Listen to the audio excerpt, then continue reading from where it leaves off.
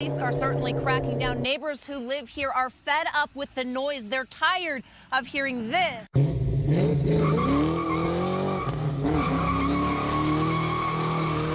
So what's the appeal of an intentionally loud exhaust system? 7:58 in the morning and shit. Man, been in here since 5 though. I'm in LA. I might just slide up to the bay in a minute though. Hit the road, y'all talking about just push that shit, you know what I mean? Grapevine and shit.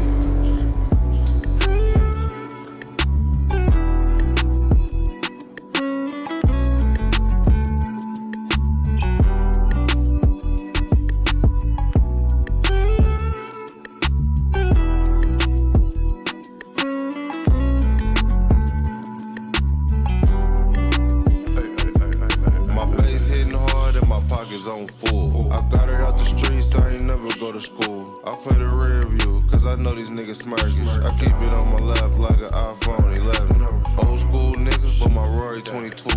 Big Desert Eagle, hold it steady when I shoot. Gotta get this guap, I ain't playing, I ain't bullshit. Smoking on this chop, got a plan, so I'm moving different. Yeah, my money long, hella long, like a pool stick. Leave that boy alone, he ain't cut with a full clip. I just did a show, I'm in London, I got Drew with me. Carter wanna be every time, so you know it's him. And I'ma park this shit wherever the fuck I wanna park it, nigga. Nigga see how I'm coming. I mean that bottle water, but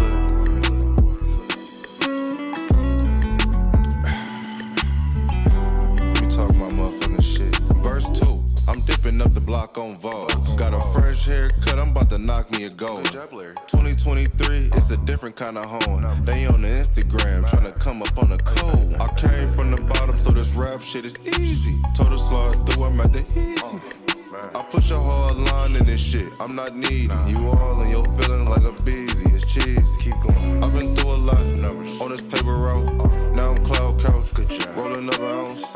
Yeah, I smoke a lot, but this really stuck. And I barely rock it, I be undecisive. Contractors and shit. The fuck? Expensive dough knives and shit, nigga. Nigga came from the bottom, no nigga. Nigga, hell yeah, I'ma talk my shit, nigga. Fuck you talking about? Mama had me at 15, nigga, in the hood. Nigga, I ain't supposed to be here, nigga. Fuck a nigga, pull me another one, nigga. Numbers. Hey. Card off.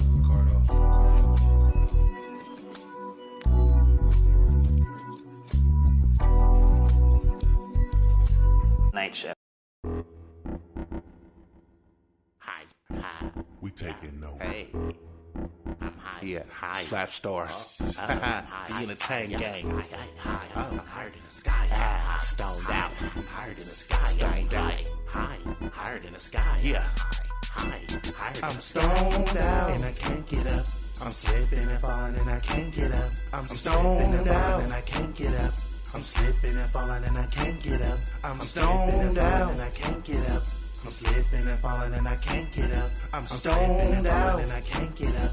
I'm slipping and falling and I can't get up. ViciousV, yeah. I'm super stoned out. I like that thing moist, not super dry. That's what you don't do. What you concentrate, that's what you won't do. Stoned out, blowing clouds out the sunroof. Tell her to back it up and move it slow. And what she did, backed it up to move it slow. Forgot her name, so I nicknamed her Jane Doe. All I knew was that she stayed in Palo Alto. Now I can be your weed man, how you stoned like Granny. You want the planet, sitting on Neptune famished. We young, living wild and free, that's what we're saying. I'm getting money, the real Cali way, Rich City. The north side makes me coming from the nitty gritty. Don't talk about my city, real rich. I take the blunt, hold it in, don't even exhale. How you feeling good like an exhale? And I can't get up. I'm slipping and falling and I can't get up. I'm stoned out and I can't get up.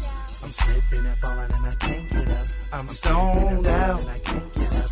I'm slipping and falling and I can't get up. I'm stoned out and I can't get up. I'm slipping and falling and I can't get up. Yeah, I think I'm stoned out. I'm chilling with my nigga Slap Star in the trap house. Smoking on zips and the purple got me open. Sipping on the lean, got me leaning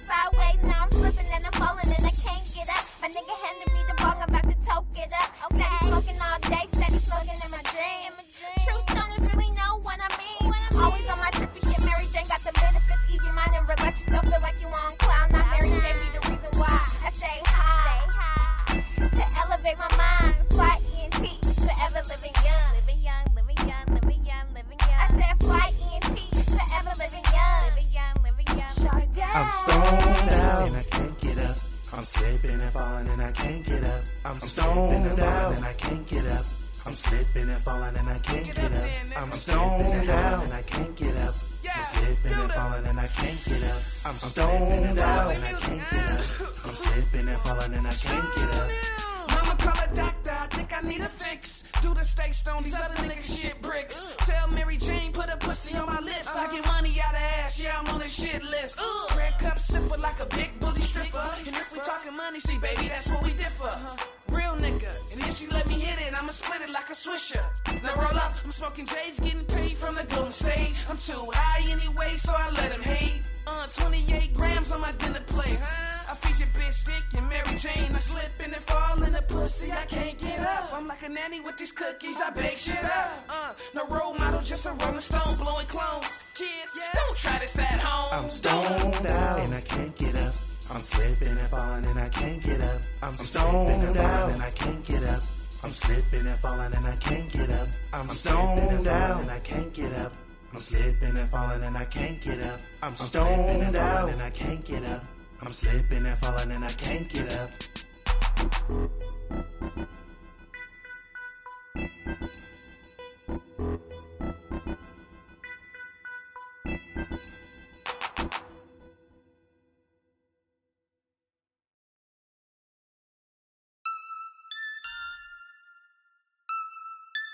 We taking over. They open up outside. Hey, they open up outside. We taking We don't wanna miss, hey, we don't wanna miss, oh, yeah. We up on a mission, hey, we up on a mission, oh, yeah. Now we on a mission, oh, baby girl, we finna get naughty. They open up outside, out my body. We just wanna party, we smoking it, we just wanna party. Your body on me so expensive. Just told a broke bitch, mind your business. Riding city to city, boy, I be wiggling. In NKC, nigga, I be. Please approach cautiously, I got the stick on me. Call of Duty on your head, I don't miss, homie. You know I'm about that bread like cannolis. A fool with a shot like Ginobili. My bitch like Elsa, way her wrist frozen. Ollie Jackson, free them niggas, I'm in the open. Want me dead, keep wishing and hoping. ViciousSV from the rich, not knowing. We on a mission. Oh, baby girl, we finna get naughty. They open up outside. Out my body. We gon' party. Smoking the air. We gon' party. They open up outside. Yeah, they open up outside. Oh, they open up outside. Said they open up outside. Daddy, we like to party. They opened up outside and I really love my body. Hold up feeling naughty, said we on a mission. Got blunts with the gas, keys, and ignition. Catch me outside, nigga, how about that? Ain't going home, cause we tired of all that. Bad bitches link up, OGs can slide too. I just wanna party, be naughty all night long. We on a mission. Oh, baby girl, we finna get naughty. They open up outside. Out my body. We gon' party. Smoking the air. We gon' party. Good in that YSL. Wanna take you to the crib, little show and tell. We can keep it our secret, no kiss and tell. In the club, don't make it rain, I'ma make it hell. Yeah, we outside, slide to the function. A sip of that Tron, we have it ready to move something. Big dripper on the rocks, how I'm coming. Got you linen on here to show the pool something. Yeah, when that make a model for you, hoes not ignoring. Got that big body, and you love to hear room. The drama turn around, she don't do boring. Ain't about it bad, then I'm ignoring this. We on a mission.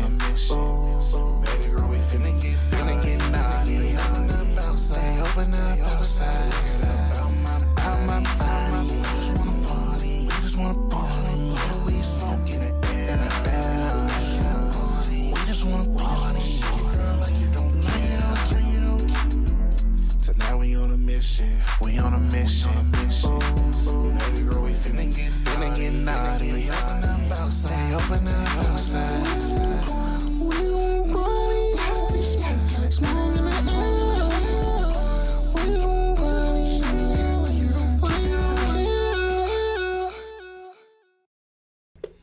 What up, everybody? Appreciate y'all for tuning in. This is your boy ViciousV. We back at it with another one. We'll cut the intro a little short today, man, because we gonna make this a quick one. You know what I'm saying? We got a lot to talk about.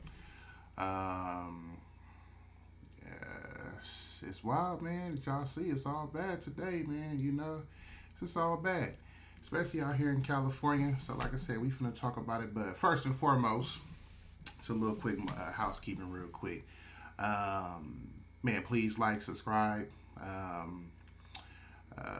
finally surpassed a milestone for myself with my subscribers. So I appreciate everybody that has been subscribing. Man, much love to everybody who has been subscribing on YouTube and everything. I really appreciate it. And yeah, so make sure, man, y'all like, follow, support the page. Follow me on Instagram, ViciousV Official, Twitter, ViciousV510. Man, what else? Make sure y'all go support the merch too. Come on now, you feel me? RealRichmondLLC.com, man. You know what I'm saying? All my Niner fans. I got some Real Bay merch up on there too for y'all. I got all the Niner colors. I got hats and beanies to match, you know, shirts, hoodies, everything. So make sure y'all head to RealRichmondLLC.com, get that merch, support that merch, and if y'all feeling the music, y'all know what to do. ViciousV. I'm streaming on all digital platforms. Make sure y'all stream the music. And, man, add me to y'all playlist, man. Y'all see, man, you know, I'm getting back on it, man. I'm finna get back on what it do. We got Empire Builders that we finna be dropping soon. So make sure y'all be ready for that. I think, yeah, I got all the links to page description, all in the bio. So make sure y'all subscribe to Empire Builders. Hop on the Discord. We finna be having that Discord jumping pretty soon. So, yeah, make sure y'all get ready for that, because we finna take off in a real way on the Empire Builders. I'm just telling y'all, I ain't gonna hold y'all. We finna take off in a major way. You know what I'm saying? So, yeah. So, like I said, hopefully everybody's feeling good today. It's Friday. You know what I'm saying? So, you already know we get into the weekend. Hopefully y'all, you know, have a real safe weekend. You know what I'm saying? Keep your head on a swivel. Stay active. Stay vigilant. Don't do nothing too crazy. Don't go too crazy. You know what I'm saying? Man, we 19 days in the new year, man. You know what I'm saying? So I hope everybody is taking life serious. Everybody's on a hustle. Everybody's on a grind. You're not letting life just pass you by. You know what I'm saying? You know, you step into this new year with an action plan to just to change. You know what I'm saying? Be more conscious and aware of what it is that you're doing. Don't let your subconscious mind just rule you, where you just living life on autopilot. You know what I'm saying? Just be more aware what it is that you're doing in life, your habits, especially the bad habits, and figure out, you know, how you can take a more active role, a more conscious and aware role in your life to make some changes. You know what I'm saying? And yeah, hey man, make sure y'all stay up too with your health, because man, this flu that's going around, man, it's crazy. This flu crazy. Man, I got hit up, you know what I'm saying? And it was just crazy, man. I was just in bed for like 3 days straight. You know, the fourth day I tried to get up, and you know, I just still felt, you know, fatigue. You know what I'm saying? I couldn't perform as I, you know, need to on my job. So thankfully I did put in for some time off, because I was going to an event, but I couldn't even go to the event. I was like, especially it was raining that day too, so I was like, man, I'm not gonna go out here and I'm sick and it's raining, and you know what I'm saying? I was like, nah, let me just spend one more day just in the bed trying to rest up and get better. So yeah, it's just more fatigue than anything with me, you know what I'm saying? Because you know, once you get done, you get done being sick, you know, man, you just going up a set of stairs is gonna pretty much, you know, make you just just wear you out. You know what I'm saying? So it's just, slowly building back, getting back together. So yeah, just make sure y'all take care of yourself health wise. If y'all haven't got the flu shot, man, maybe y'all should. I really don't trip on getting no flu shot, but I was like, man, I might have to just start doing it because, man, how that flu got me, I'm like, ugh, it was a wrap. But it is what it is, it happens. So yeah. All right, so let's go ahead and move on. Let's get into the show. We finna move on to X Trends. If y'all don't know, this is a segment where we react to what's trending on X, formerly known as Twitter. And I might do some Instagram stuff too. It all depends on what's interesting on Instagram. So let's go ahead and jump right into it real quick. Let's go ahead and get the display. Chris Naggin. Boom. There we go. Alright, so I already been, kind of looking through. And of course, what's very interesting that really stood out to me was Jussie Smollett is trending on X along with Barbara Lee. So let's see what's going on and I think this is pretty much what's going on. So let's see. Jussie Smollett, no doubt there are security cameras on the elevator. Pull up the video. Truth and fire individual who made the remark. If not true, then fire this representative. So let's see what's going on. Let's see what's going on with Barbara Lee. These are not little kinks, first of all. Racism, institutional racism, is in the DNA of this country. When you look at what has taken place... Let's see if I can make it bigger a little bit. Racism, institutional racism, is in the DNA of this country. When you look at what has taken place, look at our Native Americans, the genocide of Native Americans. When you look at what has taken place as it relates to African Americans, the 250 years plus of enslaving African Americans, and then you look at the disparities now in our community in terms of health care, unemployment, the wealth gap, housing. You can't tell me that systemic racism does not exist. It's not just a little kink. Secondly, you have personal racism, which is hard to address, but I'll give you one little story that shows you why we need to understand it. I don't think she really understands racism. I was walking from the House building on Capitol Hill to the Capitol, and a man, a white guy, stopped me and told me I could not get into the members' elevator. And we have pins, and I was going to vote. And he blocked me from getting into the elevator and told me I was not a member of Congress and it was for members only. I said, sir, I'm a member of Congress. And I showed him my pen, and he said, whose pen did you steal? Now, this is an example of what personal racism is and how people of color constantly have to deal with this each and every day. But systemic racism is in the policies of this country, and just look at what they're trying to do in terms of eliminating diversity, equity, and inclusion. They're trying to not allow for an equal and level playing field, and so it's a very dangerous position that she has. She's clueless. Well, that's a shame, and I'm sorry that you had to deal with that, Congresswoman. Thank you for sharing that with us, and thanks. Okay. So, I guess these are not everybody's little kinks. Crying. She's being pretty much a Jussie Smollett because of the personal, racism attack that she has dealt with as a congresswoman. And I don't know. I guess I can see because it's like everybody should know who Barbara Lee is, right? She's been in Congress for over 20 years.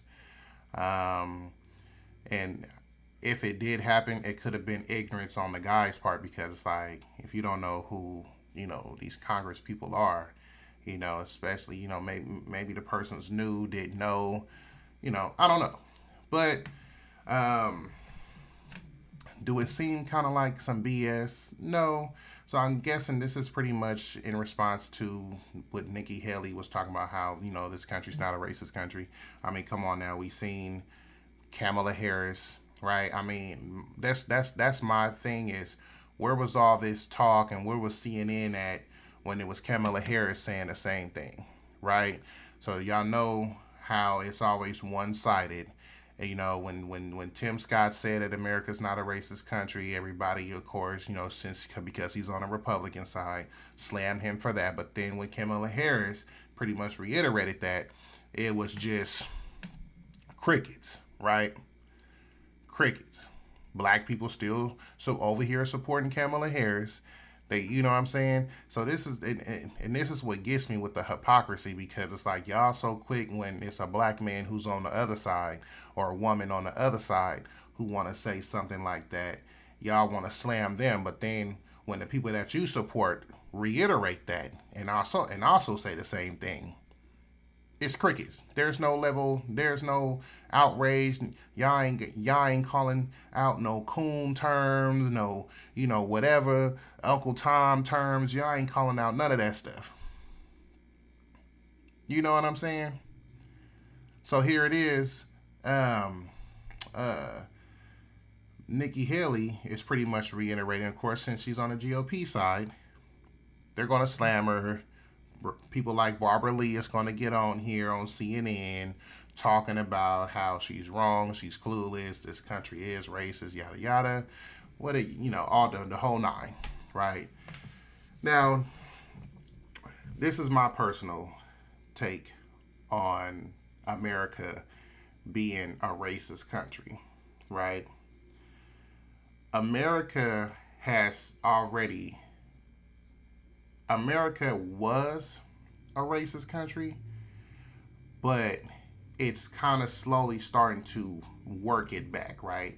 Through various legislations and things like that. So America has become, so look, first and foremost, there's racism in every single country in the world, right?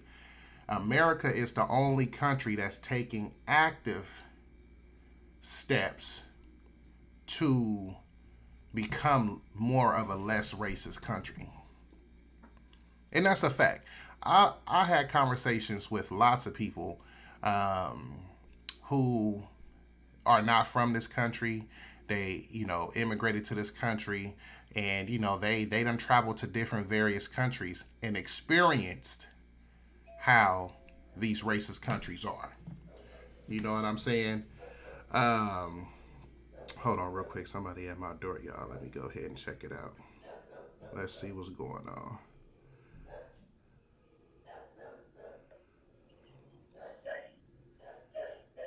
Who at the door?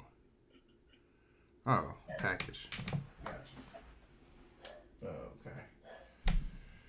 It's just a package. Alright, my girl will get that. But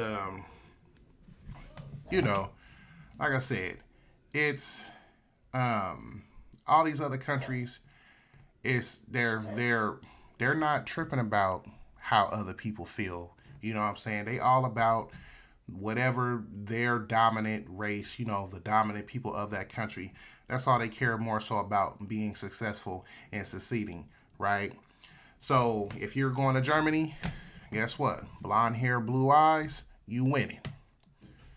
If you ain't blonde hair, blue eyes, white skin, you not winning. They not finna prop you up. I mean, unless the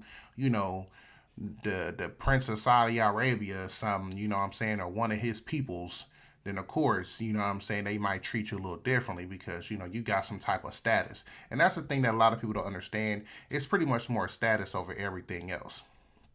It's more classism than racism when it comes to anything else, especially in this country.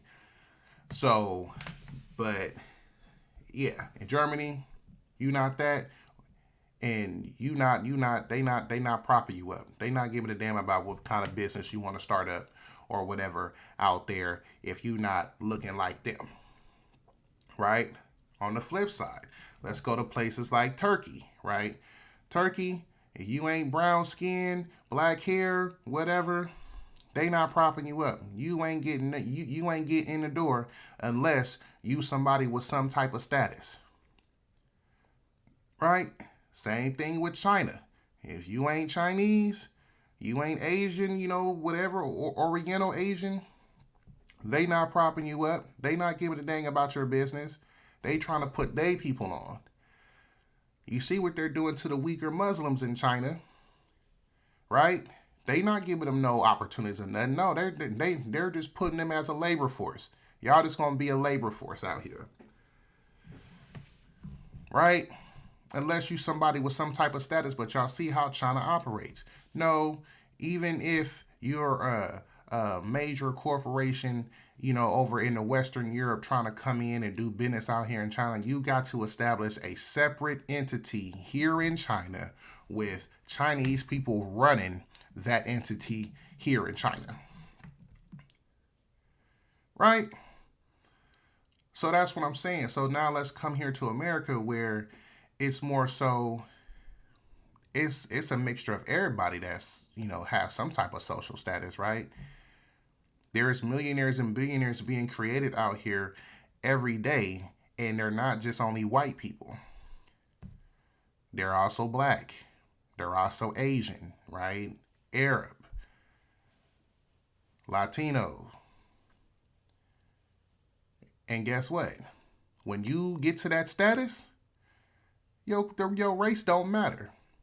Your status does. You in the big boys club now. You know what I'm saying?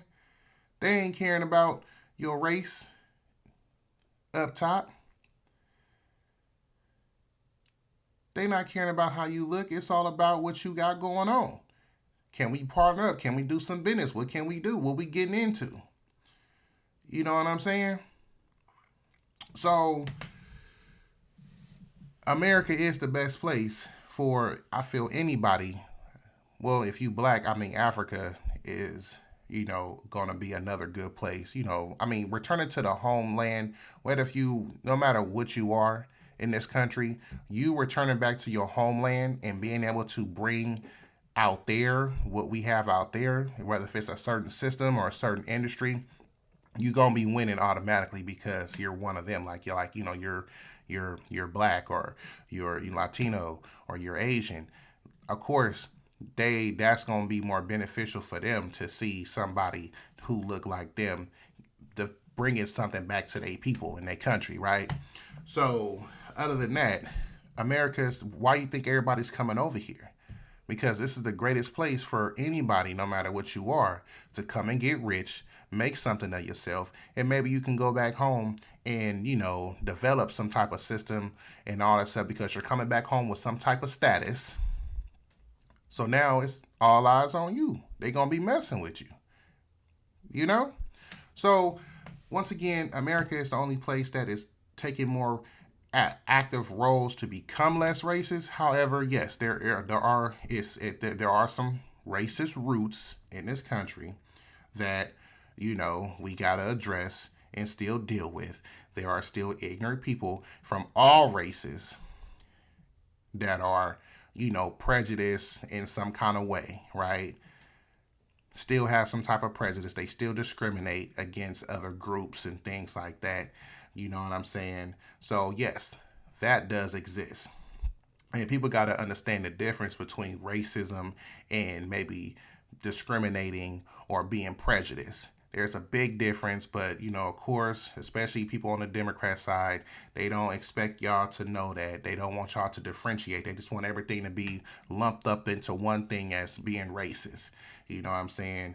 And that's totally different thing. Being racist and, like a white supremacist or something, it has to do with power. It has nothing to do with how somebody feels about you. It has to do with power. You know what I'm saying? Controlling of resources and making sure, whatever resources or whatever industries that are being built or built to support and sustain their own, not everybody, not the other group, right? So it's all about intent and what it is that you're trying to do, when it comes to certain things. So just understand the difference. Understand the difference and know the difference. So that's crazy. So we just got to see. We don't know. We don't know if Barbara Lee was BSing with that story or not, but hey. So let's see what's next. Alex Jones. What's up with Alex Jones? What they talking about with Alex Jones? Red alert. Live Ebola vaccine trials are ongoing in Colorado that shed 31% of the time. This is the same Bill Gates-backed vaccine that was used in Africa during their Ebola outbreaks. After watching this video, more polio cases are now caused by vaccine than, oh, interesting. Oh boy, Alex Jones. Let's see. Man loads a bunch of children to the back of hatchback in attempts to drive by Alex Jones and his partner stop him from getting away, accused him of smuggling children and get the attention of law enforcement. Damn. So, we all know who Alex Jones is. Alex Jones just got reinstated by Elon Musk to be back on Twitter, which is well deserved. You know, we shouldn't be censoring people like that. But, hey, Alex Jones did make some crazy predictions, you know what I'm saying? But, hey, so I guess I ain't gonna react too much to Alex Jones, you know what I'm saying? Alex Jones is Alex Jones. We already know what's going on with that man.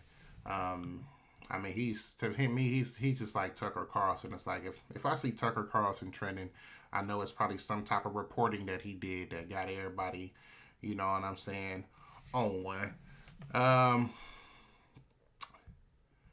Baddies. What the hell is baddies? What is this? An old world clip. Oh, World Star Crew Research fan saying this is Anna Mac from the baddies thoughts. Oh yeah, I ain't worried about these.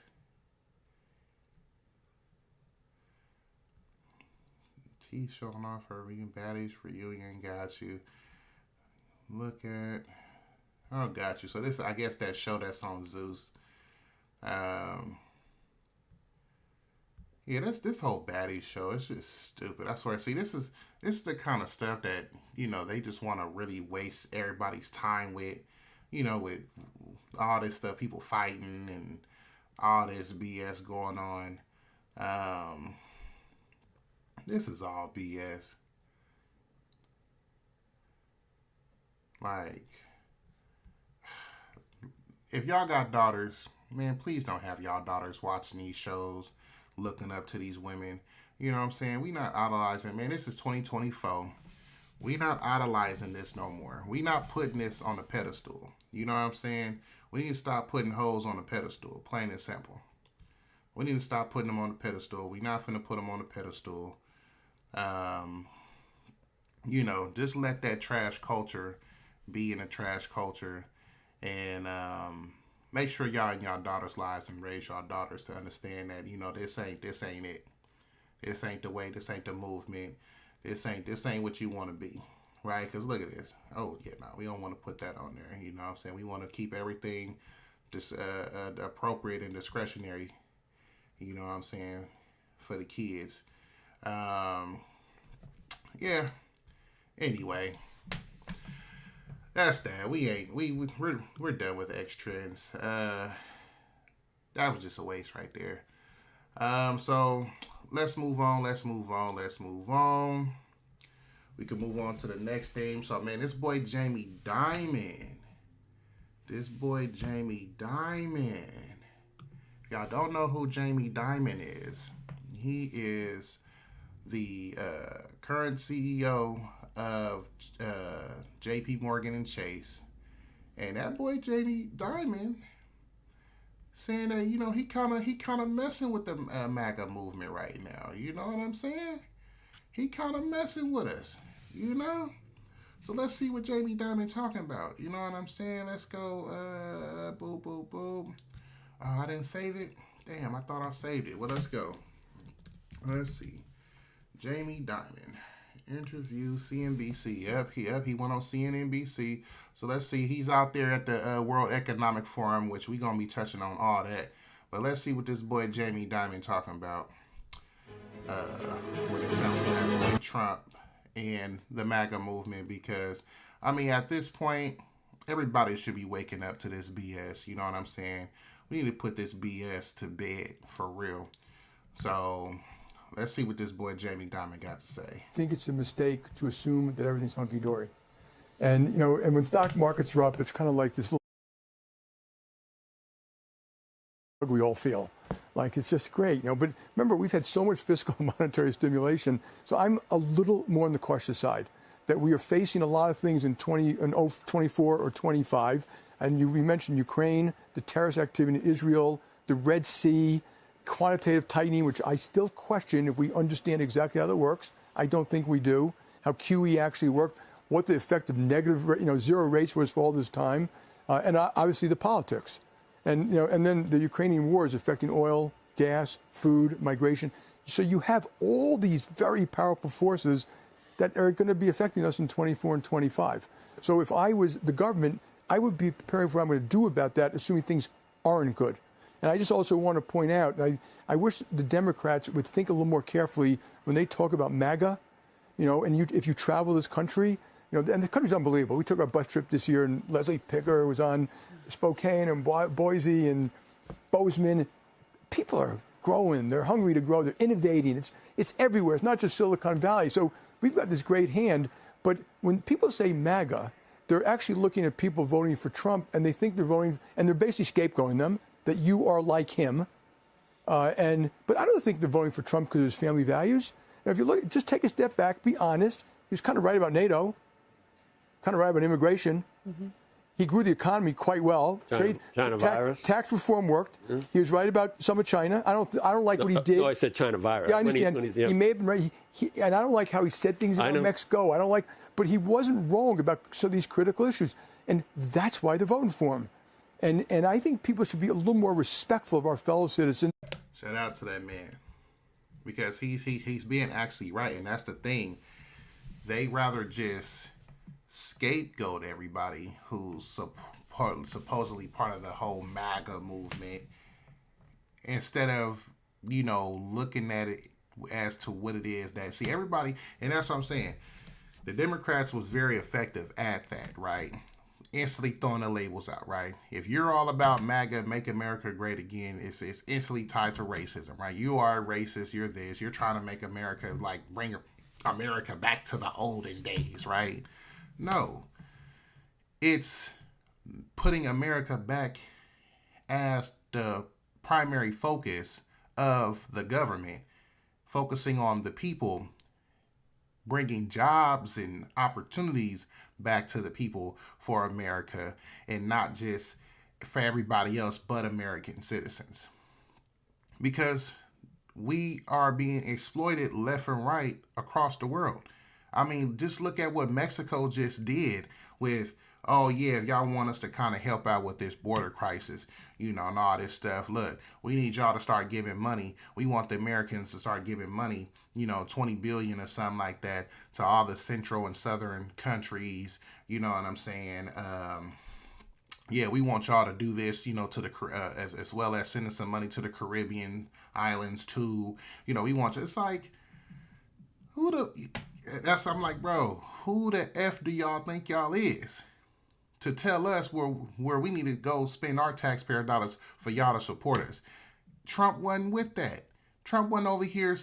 Hold on, no, first off, you don't make no demands to us, especially when the reason why you as a country is prospering is because of the North American Free Trade Agreement. We allowed to where places like the Ford Motor Plant and all, and GM could go down and build factories in y'all areas, provide jobs in y'all areas. You know what I'm saying? Y'all can export y'all fruits and all that stuff into our areas. We the reason why y'all thriving right now, and y'all economy is thriving. And y'all able to build factories and get some type of industrialization going on. But y'all making demands at us on what we need to do with our money? F that. Trump already had it he was, F all that. This is what it's going to be, or otherwise we can tax the heck out of y'all and it'll kill y'all. What's it going to be? But he was racist for doing so. Come on now. So that boy Jamie, man, he's spot on. And when you guys have people up here, you should always ask the why. Not like it's a binary thing. You're supporting Trump, you're not supporting Trump. Why are you supporting Trump? It's hard to hate 75 million of your fellow Americans. And I agree. It's done crazy. And, the Democrats have done a pretty good job with the deplorables, hugging onto their Bibles and their beer and their guns. I mean, really, could we just stop that stuff and actually grow up and treat other people with respect and listen to them a little bit? And I do think the economy will affect, and I think this negative talk about MAGA is going to hurt Biden's election campaign. I just want to ask you back to the $34 trillion that we got, because it seemed like... And that's facts. It will. When rates were going... Because, once again, when Trump gave his speech after he won Iowa, what was his speech about? Hey, look, man, let's just all come together. Let's get this country under control. You know what I'm saying? Whether you Democrat or Republican, man, we need to dead all this stuff, all this division, all this. Let's come together and let's figure out some real solutions that we can do to move the country forward. What did Biden do? Oh, come on, y'all. We got to fight the good fight against the MAGA extremists, white supremacists. We going to, he over there going to black churches trying to pimp the pulpit. Come on, black people. Y'all remember what happened at this church?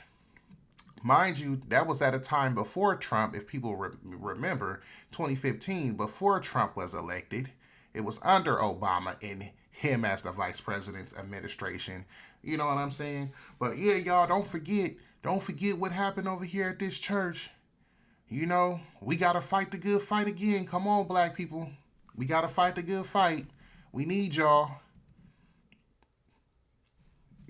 You know what I'm saying? They over there working overtime, of course, running right to black people, and sadly, them cats in there 4 more years, this is stupid. Just straight stupidity. But he's over there causing division, but he's going to be the unifier in chief, right? He's the unifier in chief, but yet we got to fight the good fight against MAGAs and all this stuff. Come on now. And we thought the Fed was going to keep going higher for longer. It looked like some of that was coming home to roost because the auctions weren't going well. It's like, wow, debt service is much more expensive. This is going to hurt. Suddenly the pat answer is, wow, we're already through that. Rates are coming down again. So the $34 trillion suddenly is okay again. And I don't think it works that way. Yeah, I think people are making a mistake. I think it is going to come to bite. That could be in 3 years or 5 years or 7 years. I think it may very well bite in the markets way before that because the market makers don't have because of regulations, don't have the capability to make markets like you used to. So we can easily handle it, but we're restricted by all these rules. And you're absolutely correct. If my numbers are right, in 1980, debt to GDP was 35%. We spent 5% of the deficit because of recession. Now debt to GDP is 100%. The deficit's 6%, and it's in a boom time. And of course, it feels pretty good because we spend all that money. It seems to be working. I think governments are starting to feel omnipotent, and central banks, I'd be much more cautious about that. Why are you not? Factuals? You know what I'm saying? Factuals. Our debt to GDP is like that? That's crazy. That is crazy right there. But, like I said, Jamie Dimond, he hit the nail on the head. You know what I'm saying? We got to stop all this BS. We got to stop all this out of control spending. And this is exactly why they're holding up, sending some type of aid to the border, because you got Democrats wanting to bundle in, oh, well, we want to try to give more money to Ukraine, or we want to try to do this and do that. No, we need to take care of us first. And they're clearly not. They're clearly showing you that they don't care about taking care of you first. And I say this time and time again. That's why I don't understand why a lot of people that keep supporting the Democrats, y'all clearly see that they're not giving a damn about y'all. It's plain in your faces.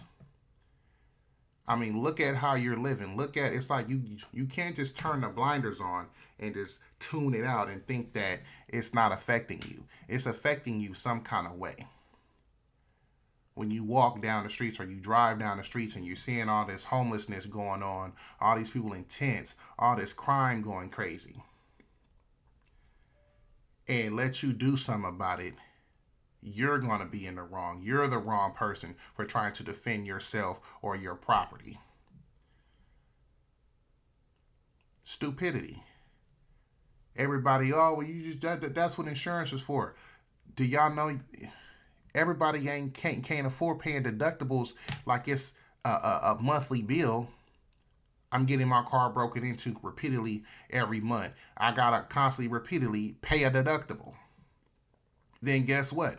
Due to all of the claims that are being submitted, because of all this thefts and crimes that's going on, guess what that's going to do to my premium next time it comes time to renew? It's going to go up.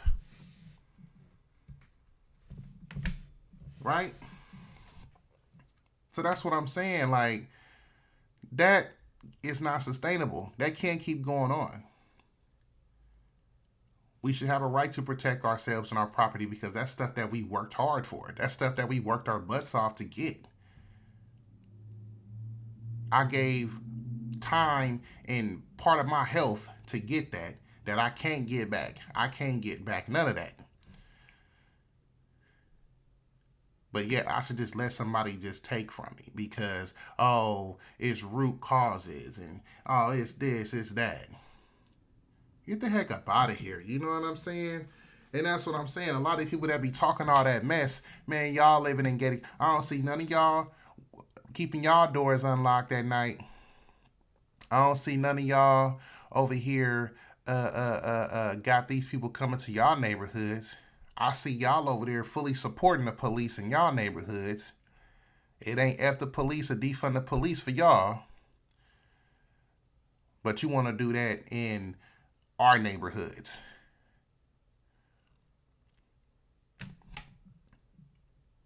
Like, that's y'all racism right there. That's y'all racism right there. We want to destroy y'all communities, have migrants all in y'all communities stealing and killing and all this stuff, robbing your grandma, robbing your mom, stealing her car. She can't even go to a simple doctor's appointment, see her normal doctor in the city because it's homeless people tents all up, it's criminals all over.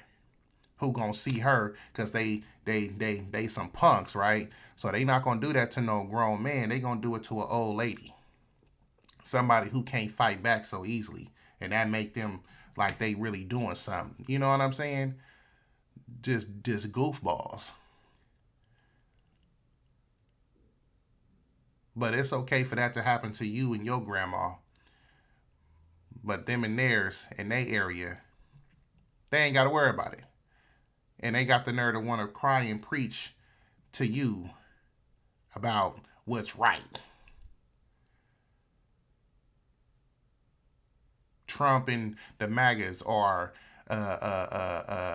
menace to this country because they over here preaching saying, man, we don't want none of that BS over here.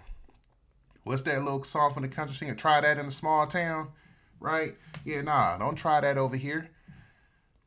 Because we put in stomachs where backs go. If you try that over here. You know what I'm saying? But, oh, that's racist. Oh, look, they're being racist. No, they being real. And that's how it should be all over this thing. Don't try that over here. But they telling you wrong. You know what I'm saying? This is why California is how it is, and it's going to get worse because a lot of y'all who feel this way, I see it all the time on my timeline. A lot of y'all sitting there saying change these gun laws and do this and do that. I'm like, okay, do y'all vote? Do y'all go to the city council meetings and tell the city council, hey, we getting y'all up out of here if y'all ain't trying to help support these gun laws? If y'all ain't, if this is what we want better gun laws to be able to protect ourselves and our property. Why are y'all allowing the wrong people who's doing the opposite? Why are y'all allowing them to be elected and going to the office when they gonna do the opposite of what you want? Because of the 32 people that supports having no guns and all this stuff and defunding the police, those still 32 people voting, while everybody else who disagrees, right? The masses who disagrees with it ain't voting.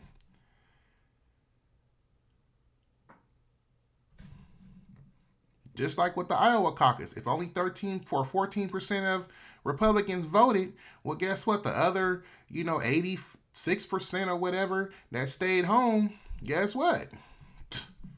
Don't cry and complain, because you didn't put your bid in. Don't be crying and complaining. Don't be the big ones crying and complaining, because guess what? The ones who put their bid in did what they supposed to do and got the guy that they wanted. So don't complain. You know what I'm saying? Don't complain. But speaking of California, we can go ahead and move on to Cali right now. I think it's in my watch later. So I guess y'all should, y'all know already what's going on. Fast food prices is going to be going up in Cali. In Cali. So of course, all of the owners, they're sounding the alarm on it right now, because I believe this law goes into effect in April. So of course in April, y'all can expect that Big Mac go up. You know what I'm saying? You're gonna be paying $20 for a Big Mac damn near for a meal. If you want the meal, you paying $20. You know what I'm saying? So you might have to tell little Terry, you're gonna have to get this regular smuggler cheeseburger. You know what I'm saying? No fries, no drink. Sorry, you're gonna have to get the regular smuggler. You know what I'm saying?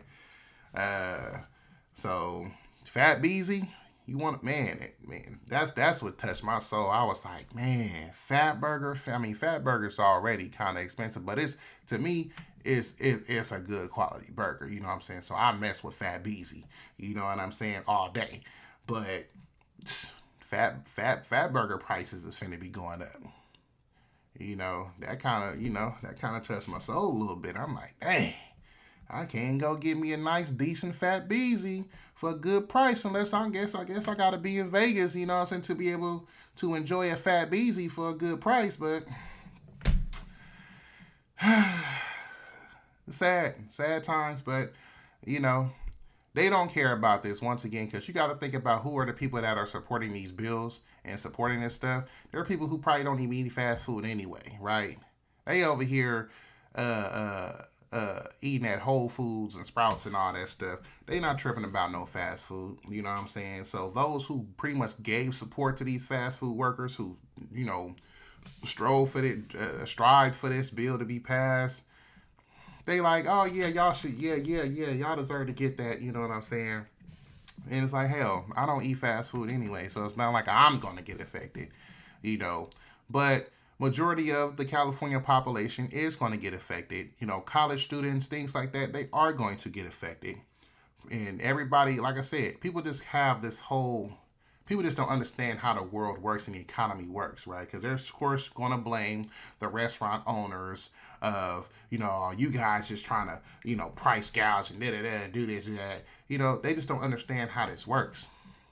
Like I said, Democrats love people like that who don't understand how the economy works. This is why our school systems are failing our students and our kids, because just not having that basic knowledge of how the world works, how the economy works, is simple supply and demand, especially don't even know how the true cost of doing business in California with opening up a business, all these taxes, all these fees, all these regulations, which, somebody done law office or whatever is going to make a killing off these regulations. Y'all just don't understand. Y'all don't know what it takes. So y'all just thinking that everybody's just raising their prices because it's just for the hell of it, because they're trying to protect and make sure that, they can still be rich. It's mind-boggling, but like I said, Democrats love people like that. So, but let's take a look at what they're talking about.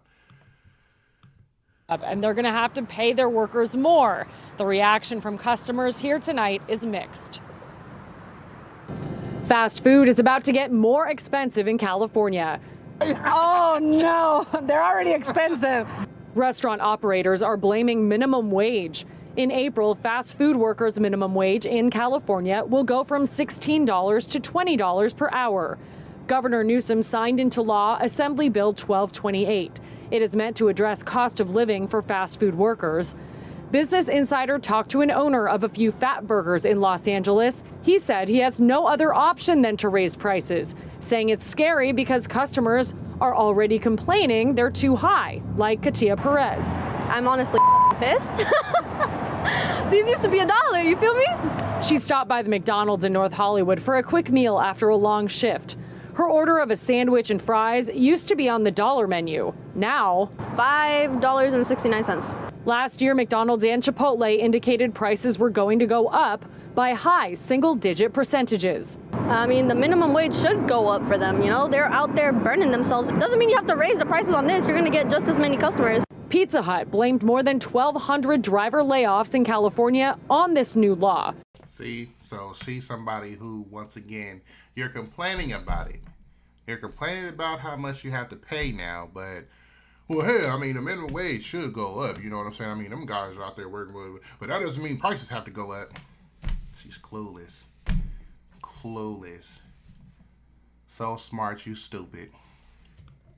Feelings are mixed. It sucks for people that can't really. She is pretty much 99% of California right now. Afford to buy food, but everybody's raising their prices. This is what happens in inflation. This is what happens when everyone is focused on greed. Analysts say some businesses may Everybody's focused on greed, huh? invest in automation to reduce the reliance on low-wage workers altogether. And that's going to be the thing. Okay, well, the trade-off is we're going to reduce our staff. We're going to reduce the amount of workers that we need. And then they're going to complain about that. Oh my God, you guys are taking jobs away. Da-da-da. Well, how else are we going to keep prices low? Just have everything automated. And we just have a few workers there that can just oversee everything, you know, because there's going to be, some type of human, you know what I'm saying, labor is going to be needed still some kind of way. So they're like, yeah, we'll just have a very minimum crew, whatever it's going to be the minimum that we need to still kind of be operational and making sure everything kind of operates and functions properly, you know, throughout the working day. That's all we need. But yeah, if you want to order, boom, you got that kiosk. You know what I'm saying? If you don't like the kiosk, we'll go to the drive-thru. You know, which I feel that's going to be automated pretty soon. I mean, if we got Siris and all that stuff, you know, Alexas and all that stuff coming in, I'm pretty sure they're going to have like some type of virtual order taker or something, you know what I'm saying, where you can just speak it. The computer's going to, you know, some type of AI. That's going to be coming. You know what I'm saying? Where at least you can just speak your order. Or they'll probably implement that with the kiosk. They'll probably just, instead of you picking and doing all that, they'll probably just say, well, just go ahead and say your order. You know what I'm saying? But that's what it's gonna be. If y'all don't want the high prices, well, our way is to get rid of some of these people. So now it's gonna be very minimal. So guess what? Still gonna be a lot of people laid off. A lot of people are gonna lose their jobs. So it's not gonna happen like y'all think. But like I said, this is how some of these people think. They think, oh, it's greed, right? Well, people don't understand how it's greed. It's greed. It's greed. Just have no idea. You know what I'm saying? And this is what's wrong with California. The Democrats have successfully labeled everything, every person with a business and all this stuff as, oh, you're just somebody that's greedy. Which is so crazy because even our governor says that, but he has businesses, and I'm pretty sure let's look at some of his businesses. He probably done hiked up prices. He probably done a lot of stuff. But yeah, you don't hear nothing about him. That should be something we should look into. Okay, well, Newsom, you got a few businesses where you got workers and stuff like that. Yeah, let's see how much you pay them. Let's see if you give them any raises. Let's see how much your prices done went up since you talk, you know what I'm saying, all this talk about, you know, fast food workers and businesses, you know what I'm saying, let's see. But ain't nobody want to talk about that. There is a fully automated McDonald's right now in Texas, and for what it's worth, we've seen a slow trickle of automation at fast food restaurants throughout the country. Here at the one on Lankershim in North Hollywood, the McDonald's, there are 4 different self-service areas where you go make the order yourself and then someone brings the food to you. We wanted to see what you could get at McDonald's for $11. It's research. Sharon, Micah, Greg and I had to do research today by getting a McFlurry, fries, and a 4-piece chicken nugget for about $11. 4 pieces only? But only 4 pieces and only a plain single patty burger. But the deals, you have to order through the deals to get a decent price. Otherwise, what would have cost, I think it came out to $16, came out to $11.13. And it's only going to go up after the minimum wage goes into effect. Yep. All right, Sam. It is. That's what y'all. And look, it's so crazy. So look, I want to. A lot of these laws didn't even make it to the ballot. This law didn't even make it to the ballot for majority of Californians to vote, which is crazy because California Insider did something on this where they was talking about it. So I want y'all to look at this where they was talking about how these laws are pretty much done out here in California to where they don't even hit the ballot to where we as the people could vote for it. This is what's really crazy is you got lawmakers, Democrat lawmakers who are able to weed around the people and getting the vote of the people to pass these type of laws, right? This whole Medicare hike for immigrants, crazy. We didn't even get to vote on that. So this is what I'm saying. Why are we continuing to allow this stuff to happen to where we're allowing such whatever clause or in the law that they have to bypass us as the people to pass these policies at our expense? And then the solution is to raise our taxes. It's crazy. So let's take a look at this. Yes or no to the members on that committee when it came time to vote on certain bills. That is no joke. It's like the mafia in there sometimes, you know. Why would the legislatures listen to? Money.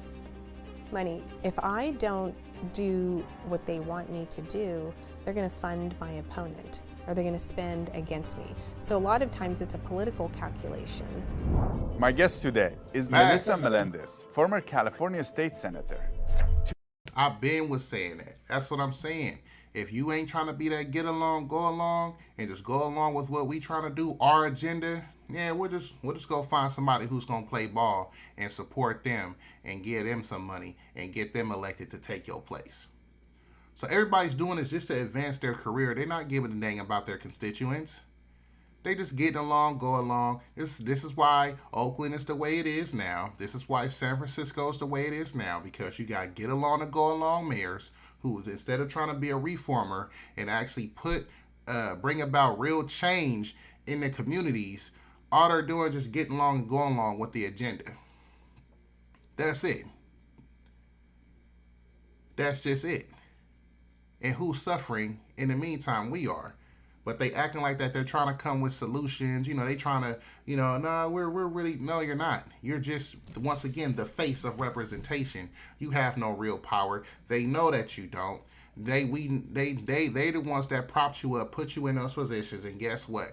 When you refuse to play ball, if you try to call yourself get woke and enlightened and choose to really do something of good for the city and the people, they're going to get you up out of there. Plain and simple. Your career will be done. You will not advance. You might as well kiss your opportunity for being governor or whatever next that you want to do. You want to go to Washington, D.C., whatever it is that you want to do, kiss it goodbye. That's it. That's it. That's all. This is their livelihoods. This is their money line for them. They ain't trying to get that up by bringing about real change for you. They don't care about you. It's about them. Plain and simple. So why are we constantly electing these people and falling for the okie doke every time? Because, they gonna put somebody who look like us. Stupid.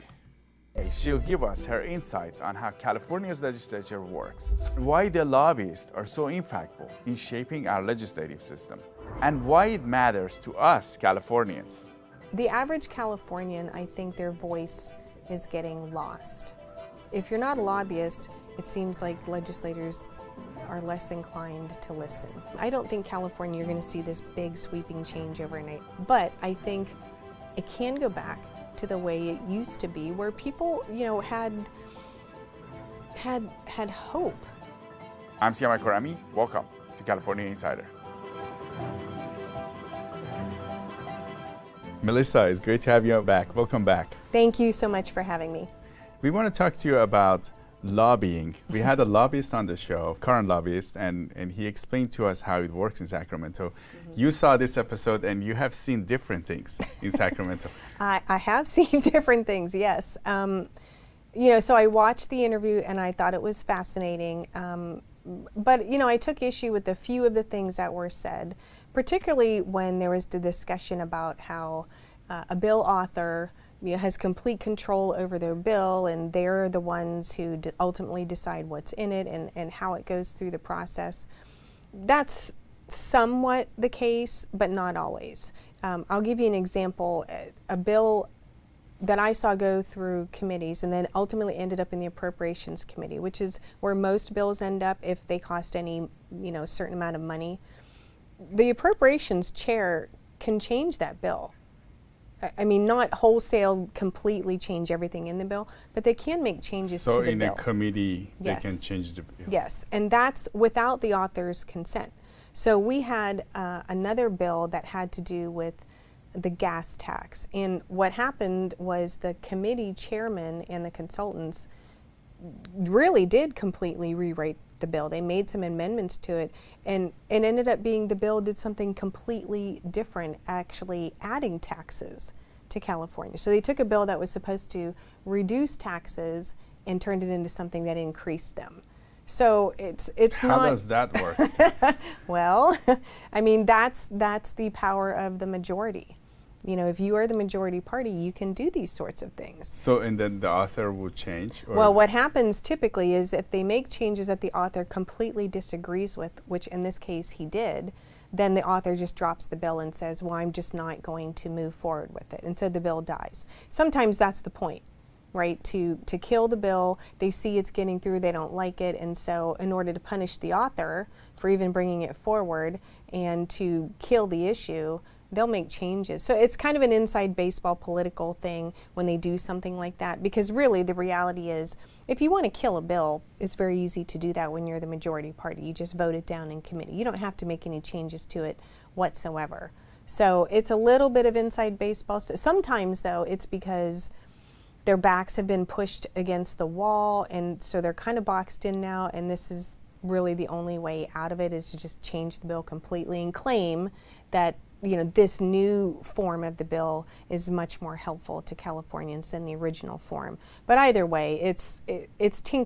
It's all BS. So pretty much, yeah, our back's against the wall, but yeah, we got these lobbyists, what I'm saying? We in their pockets, we this. So, let's just change this bill around, this gas tax. Because we don't want more gas-powered vehicles on the road, right? We're trying to change everything, make everything electric and green, right? So we don't want to lower gas taxes. We don't want to make it easier for people to be able to afford gas and be able to go to work and have a little bit of extra money in their pocket. No, because we're trying to get them to go electric. We're trying to get them to go electric. We need to tax the hell out of them to where and offer this as a solution to say, well, hey, if you don't want to be taxed and you want to save money, this is what you need to go to. But once again, registration for an electric vehicle is way more higher than a gas one. Your insurance is going to be way more higher than a gas one. Only thing is that you're just saving this federal tax credit. That's it. You're going to save money on there.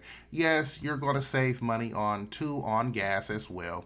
But really, that cost is just being I kick down the road a little bit more, because if something goes wrong with that car, battery wise, whatever, you're paying out the ass for it. You know what I'm saying? So, I mean, the thing with, especially with getting used electric cars, that's something that you have to be mindful of is, okay, how's the battery life, right? Now, if you get it brand new, then, you may got some chance of, you having some type of potential savings. But also, you're also just trading time for the cost as well, because I can go to a gas station, it take about 2-3 minutes for me to get a full tank, and that's that, versus me having to wait 20, 30, 45 minutes, whatever, to fully charge my car, right? So you're trading time for this electric stuff. Or even if you got a charger at your house, okay, well, you're also trading your electric bill being higher because you're using more power for this so-called savings, right? So like I said, I mean, for saving on gas and stuff like that. So that's what I'm saying. Like, it's some type of trade-off somewhere. You know what I'm saying? It's some type of trade-off somewhere. But I'm just going to play this a little bit more on what she say, and then, we're going to move on a little bit. Much more helpful to Californians than the original form. But either way, it's tinkering with the intent of the bill and without the author's permission. So it does happen. So their backs are pushed against the wall by who? By how? Well, sometimes, an issue gets a lot of media attention that they don't want it to get, and oftentimes it's unexpected. So they don't want to kill the bill. Okay. Right. So now you're like, oh, I don't want to be seen as the one who's killing this idea, and it can get a little tricky. I mean, really what usually happens in cases like that is if it gets through committee, they just kill it in the Appropriations Committee. I mean, that's typically what happens. They have, they're at the end of the session, they have their Appropriations Committee, and that committee decides which bills get out and which bills get put on the suspense file, never to see the light of day again. That's usually how they deal with it. But sometimes, I suppose there's a lesson to be taught, and that's why they do it that way. But it does happen. So I would say in the broader context of what you discussed, as far as lobbying, largely, much of it was true, but people don't understand just the outsized influence that a lot of these special interest groups have. And I have seen lobbyists, let's say on a Monday, they're lobbying against a bill that helps nurses. Then the next week, I will see that same lobbyist in a committee lobbying in support of a bill that helps the same nurses. So it depends on who their client list is. I mean, some of these lobbying firms have 3-4 pages of clients, and their ideals don't all align. I mean, you could have Chevron as a client, and then you could have the Sierra Club as something like, I mean, it's unusual, but it does happen, especially for some of these larger firms. And their job as a lobbyist, it doesn't matter how they feel about the issue. That's not why they were hired. Their job is to either get bills passed or get bills killed that their clients, agree with or disagree with. That's their job as a lobbyist. It doesn't matter, you, CMOC, if you think, all fossil fueled cars should be off the road. If your client is Chevron and Chevron says, I need you to kill this bill because it hurts our industry, you're going to go in there and argue robustly for a bill that helps Chevron, because that's what you're getting paid for, not your opinion. Wow. Now, do they have influence in writing the bills? Because we've heard from some people that the lobbyists are writing some of the laws. They are. Now, you can have what's called a sponsored bill. So, for instance, a group, maybe the American Heart Association, just by way of example, they would come to a legislator and say, we would like this bill to be passed. Here's what it does. We will do, all the work. We will draft it. We'll get the witnesses. We'll do everything. But we need you to introduce the bill. Now, that doesn't mean that the author can't put their own tweaks on it and changes to it, but that does happen, and that's a sponsored bill. But sometimes there are bills that aren't sponsored bills where it is clearly defined for the public to see, who is behind this bill. That isn't always the case. But what happens is behind the scenes, of course, you have these groups, whatever group it is, whether it's a labor union or, pick a group out there. There's millions of them in California. They are working behind the scenes with that author to have the bill written the way they want it written. And I will tell you that not every legislator is a subject matter expert in all of these areas. So very often, these groups pick a legislator purposely because they know that author doesn't know anything about that particular issue. And so that author, that legislator is not going to push back and say, well, wait a minute, I think that eliminating fossil fuels entirely might not be such a great idea, and here's why. They don't want someone like that. They want someone who's just going to do kind of what they ask and move it along and hopefully get the bill through. So get along and go along person, right? Let's find somebody and see, that's the thing, that's the trade-off, because to them, hey, I'm doing my job. I'm introducing bills. You know what I'm saying? That's ammunition that they feel like they can take back to their constituents to get their vote again when it comes time for re-election, as well as, oh, look, I'm doing something for the party or for the agenda, right? This is just crazy how these laws go about out here in California. Like, this is what I'm saying right now that needs to change. And majority of us here in California are not even aware that this is how it goes. Majority of people in California are unaware of how this process goes. And if we were, a lot of us will call BS on this and say, no, we don't want this no more. We don't want these. We don't care about these appropriations committees and these lobbyists. We're not with this no more. This needs to change. We want every bill that has to do with raising our taxes or even lowering our taxes. Whatever it is that has to do with a tax, that's money that has to come out of our pockets, we need to say so in it. Not some lobbyists, not some association, not some nonprofit group, none of that stuff. We need say so. And I kind of did like a post where I was like, hey, just to kind of see, like, it seems like us here in California will be better off being a no income tax state, and maybe the trade-off would be higher property taxes or something, right? Or whatever. How many of y'all will pretty much, agree, like, let's debate on it. And I had like some mixed reviews. Like, you had some people that was like, well, yeah, why would, because I think I said like property taxes, higher property taxes, but then maybe the home prices will be lower, right?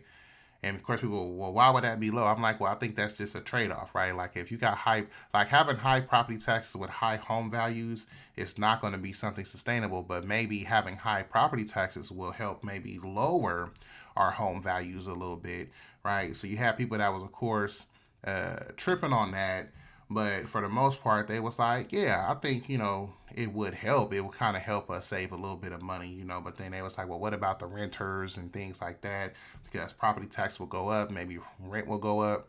Okay, maybe.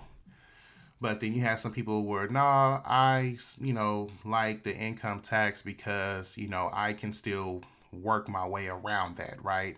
I can, take part in certain write-offs and all this stuff to where I'm not going to get taxed, right? But see, that's the thing. The average citizen, especially here in California, don't know that stuff, right?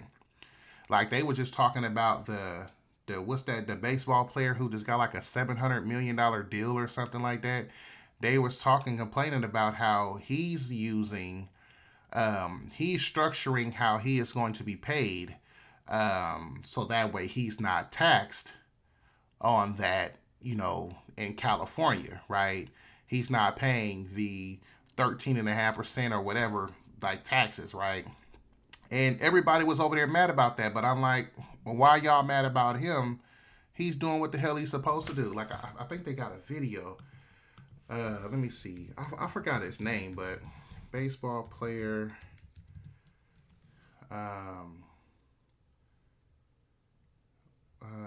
baseball player for Dodgers. I think he's on the Dodgers. Tax. Let me see.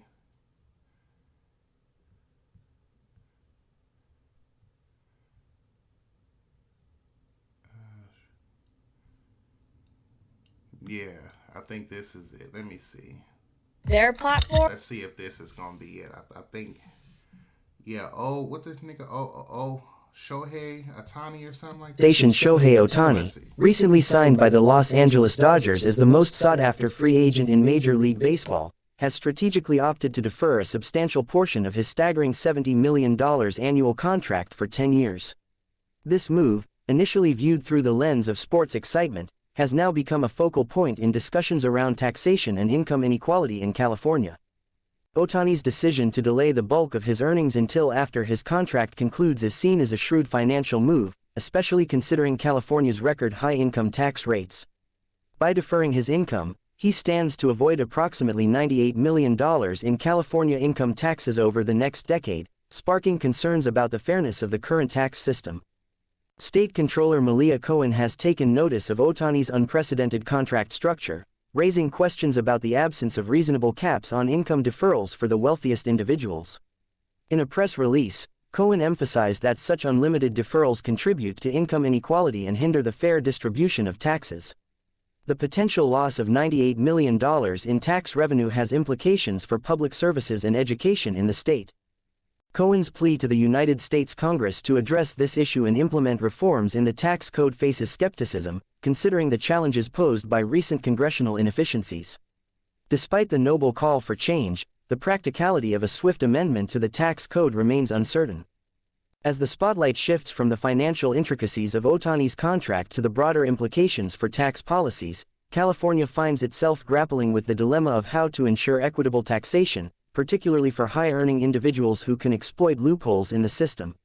Ohtani's historic deal not only makes him the most expensive Los Angeles Dodger ever but also raises questions about whether he may be California's most significant tax dodger of all time.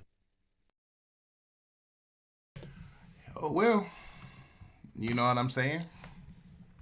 But see, this is what I'm saying. This is another thing. You got people from the outside coming in. They not giving a damn about y'all. They trying to get their money, figure out how they can pay less into our system so they can take their money elsewhere. They taking their money back to their homeland. You know what I'm saying? And finna be thriving out there. But I agree with this. And this is what, you know, like I said, the whole thing was, it's like, well, hey, look, I can weed around and structure my taxes to where I'm not finna be paying this crazy income tax as well. Do you know what I'm saying? And this is what we in California, period, need to be looking into to take advantage of for ourselves also. If you are a homeowner, you have, you know, you have some tax benefits, right? Why you think a lot of people who do have high earnings income, they are buying these Teslas? Because they're just trying to take advantage of the tax credit. That's the thing. The tax credits is what's making people buy these EVs.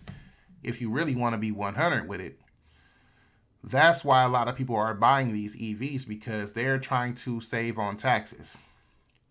And that's what I'm saying. This is how California was structured. It was all tax the rich, the high income earners. We're going to tax the hell out of them. And they're going to pay for everything else. But when they go, or when they utilize the tax structure and utilize their way out of it, then they're like, oh my God, I can't believe this is happening. That's y'all fault. So this is what I'm saying. The tax structure in California needs to change, because we're the ones, we as middle and working class citizens, we're the ones that's getting taxed out our butts. We are, unfairly. Because we're not doing stuff like that. We're not moving about the taxes and not figuring a way, what can we do? We're not consulting with no tax CPA or nobody to say, hey, what can we do to get some type of tax breaks to where we're not getting taxed out our butts? What can we do? We're not consulting. We're not doing none of that. And that's what we should be doing, especially if you're a homeowner. If you're a homeowner, you should be doing that. You should be consulting with somebody to say, hey, what sort of tax breaks and advantages do I have around here? Plain and simple. You know what I'm saying? So shout out to him. Shout out to him. You know what I'm saying? We tired of California and how this toll tax is going about around here. You know what I'm saying? And trust me, all these politicians that are complaining about it, y'all do the same. Newsom, you do the same. Pelosi, she does the same, and her husband. They all do it. They all take advantage, but yet they're trying to lie and tell y'all that they're for y'all, right? They try to pass things like this whole fast food bill, you know what I'm saying, that's going to pass the cost to y'all and, you know, act like that they're doing something monumental for the little guy. But it's all BS. They all take advantage of this. They all utilize and take advantage of the tax code here in California, as well as their donors. This is why they aren't tripping about changing no loopholes, no none of that, because the face of the tax code is we're taxing the rich. And that's what, sadly, a lot of these idiots out here in California, that's all they care about is the rich are getting taxed. But there's ways around it to where they're not getting taxed the way that they should. But they don't want to fix that because there goes their donors. The donors are going to support somebody who ain't going to fix it. So once again, get along to go along. Nobody wants to be a reformer in politics. They just want to get along to go along so that way they can get reelected. They can get them donor dollars to come in. And that's it. Call it a day. You know what I'm saying? They just going to call it a day. So, yeah. Shout out to him once again, like I said. All right, so let's move on to the next one. We're going to tackle this next one real quick.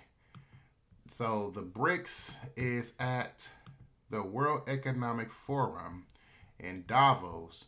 And I kind of been paying attention to this a lot more. I think last year, like I started like really figuring out like, dang, it's the whole World Economic Forum. And, you know, man, what's going on over there? So, you know, that's like where, you know, some heavy hitters, you know, they all link up and they all, you know, they all pretty much just discuss world issues. Welcome. So we got this video. It stood out to me because it says Brics in expansion.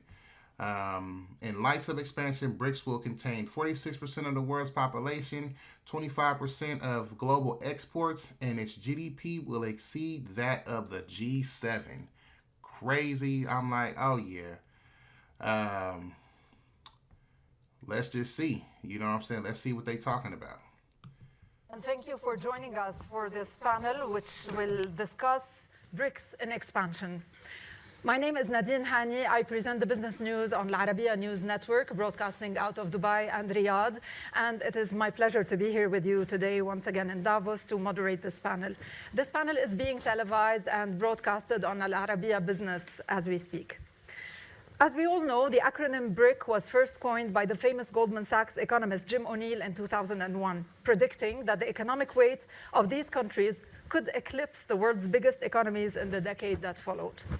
In 2010, South Africa joined the group and it became BRICS. No additions were made after that until last year, when 6 countries were invited to join: Saudi Arabia, Ethiopia, Iran, Egypt, the UAE, and Argentina, which recently announced formally that it will not join the group. BRICS was never a formal organization or alliance with a legally binding contract, but rather a group of countries that, with its possible expansion now, will contain 46% of the world's population and 25% of global exports. Its GDP will then exceed that of the G7.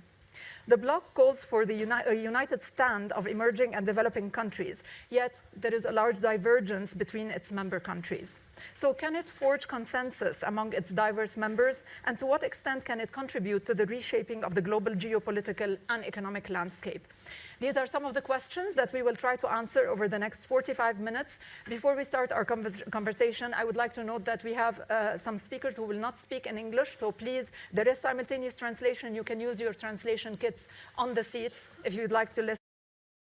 thank you so much, speakers, for taking the time to be here with us today. Your Excellency, Mr. Al-Mari, let me start with you. The UAE has joined Brics. What were the reasons for joining Brics, and what economic or other value could that bring to the UAE? First of all, Andy, thank you so much. I'm very happy to be here on stage with you all, really talking about the Brics, talking about engagement. It's great to be here in Davos, beginning of the year 2024, really setting aside the policies and agendas for the coming year. I think joining the Brics, first of all, the invitation, we are very committed to really join. It's a commitment not just on the level of the UAE, but the world. His Highness Sheikh Mohammed bin Zayed Al Nahyan, the president of the UAE, has said by joining the Brics on the X platform, he said, we're not just committed to the Brics, we're committed to humanity and the people of the world. So joining it is as well on the last levels of work that we'll be doing on the leadership level. We'll be in the guest country for G20 in India, in the guest country in the G20 in Indonesia. We're a guest country in G20 as well in Brazil.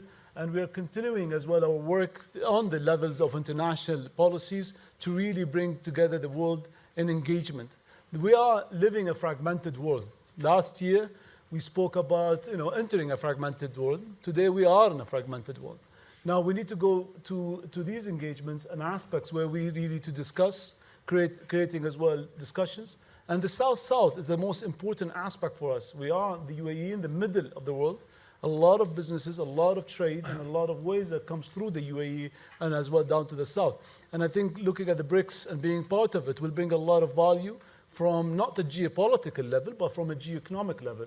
And I think that's something where the UAE can play a role and a pivotal role in the engagement on the global level when it comes to Brics. This engagement as well brings a lot of investments. The UAE has well committed the sum of money into the Brics Bank, Development Bank, and we're looking as well within the Brics Development Bank to work together as well on investment and infrastructure and aspects as well into the Brics.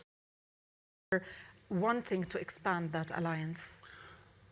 I think I can't put that as a proponent. There's general agreement. What would have delayed it is the discussion about the criteria, what criteria we're going to use in the selection process. So that has taken a bit of some time. Of course, we may not have been on the same page ideological on a number. How we will look at each country with the same ideological lens. Those things have had an impact. And you say that there were some metrics taken into consideration for who to join. What were those metrics? Look, at the moment, that was done by my colleagues at the political level. My side is always the easiest track, which is the finance track. When we're looking at the NDB, we're looking at really at the strength of each country, its governance, financial governance, and so on. That's largely from our side, where that is likely to impact on the rating of the banks. So we kind of technical on our side. It's mostly our colleagues from Foreign Affairs grapple with those questions. Your Excellency, Madam Irani, how does India perceive the expansion of Brics? I think in the shadow of what the Minister just said, one has to say that this was the elegance that is expected of Brics, that there is no race to claim stake at who succeeded in expanding Brics. Speaks volumes about the fact that Brics is a platform of consensus, takes into consideration not only the financial prowess of the region, but also the aspirations of people who want to leverage it for the global good. So insofar as India is concerned, and as the Gender Minister of India, I'm extremely proud that our colleagues in South Africa gave prominence to gender and inclusion in not only the financial segment, but also looking from a lens of social justice, that this combine of nationalities could bring forth that you can succeed financially and at the same time ascertain methodologies that will ensure that resources that are needed for upliftment of all communities can be exercised. But if I were to ask you, Your Excellency, to remove your cap as Minister for Gender and put your cap, how does the private sector in China perceive the expansion of Brics?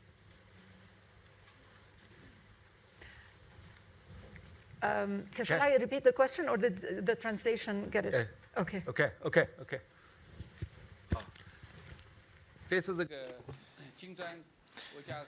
Well, the expansion of Brics has led to, it's covering 3.5 billion people and 29% of world GDP. And globalization is a topic for everyone. And when we talk about climate change and the energy transition, they are equally global. In 2023, solar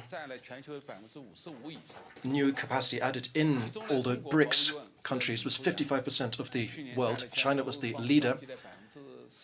We had 40% of the world's installed capacity last year. And India is also a leader. It's in the top 3 countries in terms of installed capacity for solar. In Latin America, Brazil accounts for 65%, and South Africa accounts for 70% of installed capacity in Africa. The UAE, Saudi Arabia, and other Middle Eastern states have also announced ambitious plans for renewable energy development. Developing renewables is not just about climate change, but also achieving green development. And when we look at the Brics countries, if we talk about energy technology as well as the energy transition, they are world leaders. So this is not just about sharing between the Brics countries in terms of green development. It's also about making our contribution to the world, spreading green technology in order to better stimulate the green transition. Now, when I talk about green development, it's not just about climate change, it's also about reducing poverty. And I mean that when I say it. In the south, we have lots of land and lots of sunlight. If you can use new energy technologies and set up solar cells, it's much easier to establish industries, factories in places where I otherwise couldn't. And that allows developing countries to develop faster and better. And so cooperation between Brics countries is good for renewable energy, but also for the development of other industries. So that's a contribution to the world economy, as well as to the struggle against climate change. Thank you, Mr. Gao. I know that you are all keen to discuss the economic benefits of Brics expansion, and I will ask you about that because I think this is a very important point to discuss. However, we need to also put or answer questions. So yeah, this is very, very interesting. Pretty much what this is, like I said, Brics is expanding. They're pretty much This is my opinion. They're looking at the G7, all the countries that's part of the G7, they're collapsing, right? They realize that the G7 is dependent on a lot of these other countries in order to be sustainable, right? You got America here. We're sitting here relying upon foreign oil, gas, exports, imports, things like that. So, while we look at y'all as somebody who is doing something when you guys rely upon the smaller countries to get resources, right? And this is one thing that Trump sees and says, no, we can become energy dominant if we, utilize it the right way, because what better way for us to be a leader as far as energy, because we can do it more cleaner and more safer when it comes to the environment, right? But this is just the many of the few countries, like they said, if they can save 46% of the world's population and 25% of all the exports, they have some type of leverage, especially over the G7, right? Because they're pretty much are going to pull their resources together. That's just what it is. They're going to pull their resources together. They're going to develop some type of policy where they're going to support one another when it comes to trade and building up, each other and just, unite. So this is something that is very interesting to see. happen. And, of course, I'm willing to put my money on it. A lot of these people probably left their country, went to places probably here in America, got the schooling, got, the knowledge and the understanding, and was able to take what they learned and bring it back to their own country. I'm pretty sure some of these people did. And this is what I'm saying. We're being used and exploited. Everybody's coming here to get the knowledge and the understanding and just taking that, or probably going to London. Maybe some of them went to London to get their, knowledge and training and schooling too. But they're getting that from places like the G7 and just taking that back to their country and figuring out, okay, this is how we're going to build our country and move our country forward. You know what I'm saying? This is going to be very interesting. So yeah, I definitely think y'all should really look into this. Like, really check out what the World Economic Forum, because it's always good to see what's being talked about.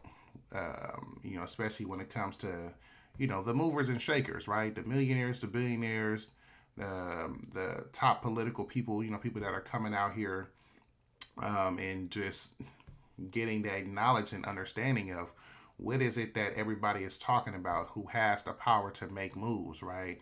If there's any type of room to invest and things like that, as far as the way that the world is moving towards, then, do it, look into it. Like I said, when it comes to when the guy from China was talking about, when it comes to renewables, I mean, there is ways that renewables can help, right? Especially when it comes to powering and bringing power and energy to ultra rural areas, right? Especially like in Africa, where you got people living in huts and stuff like that still, you still got tribes that's out there doing what they do. Well, renewables does provide a way to get, power to them to where, they can utilize power and grow and, like he says, with poverty. So, you can provide clean running water, clean power, things like that for them to kind of build their cities up and kind of transition into the modern world. Yes, that is a good thing. But we all know, I mean, we've been seeing what comes with it. It does come at a cost, because the way that they mine for these batteries, to make batteries and solar panels and stuff, the type of raw materials that they need in order to do this stuff, it's doing more harm to the earth than just extracting natural gas and oil, right? So that's something that, we have to be mindful of. But of course, in America, it's out of sight, out of mind, right? Well, hey, they're not doing that here. We're not seeing ourselves with our own eyes, or the environmental impacts. It's pretty much other countries that are getting, the grunt of, the bad, right? They're the ones getting affected, and getting the health issues and stuff like that. So it's just, it's mind-boggling how some of these people who think that, going green and stuff like that is ultimately helping the environment, when there's a trade-off. There is a trade-off. And I mean, come on now. Look what happened to these windmills being built on the East Coast. All the whales that are getting killed, right? But, before, those were people that people will pay attention. Oh yeah, the marine life is getting harmed and killed. Oh my God, it's terrible. We need to stop this, right? If it was oil rigs that was out there killing, I mean, just like with the BP oil spill, right? It was all how the marine life was getting affected and, killed. You got pictures of animals and covered in oil and all that stuff. And oh my God, that's so sad. Yada, yada. But now it's crickets, because now those same animals are getting killed because of the windmills. It's crickets. Nobody wants to bring that to the forefront anymore. You know what I'm saying? Nobody wants to talk about it. Now it's who cares about the animals. I think they had the same thing where they had these solar towers where it was like hella mirrors that's laid out, and the mirrors capture the rays from the sun and it goes up to this one tower. It was a point where that was killing birds. I think still does, because like they got something like if y'all ever drive from LA to Vegas, y'all will see something once you cross the state line. They got some solar, panel towers right there. Those rays is real powerful, you know what I'm saying? And those was cooking birds. You know what I'm saying? Birds fly over them things. They was getting cooked. You know what I'm saying? So either way you look at it, the renewables do have some type of impact on the world as well, and as well as the